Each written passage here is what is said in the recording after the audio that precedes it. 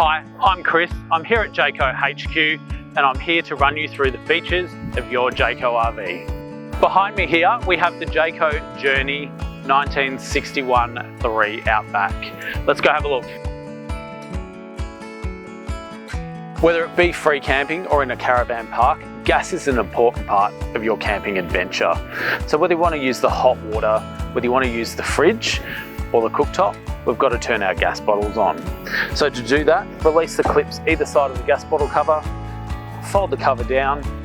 At the top of the regulator, there is a little lever. Point it to the direction of the gas bottle that you wish to use and then turn on your gas bottle.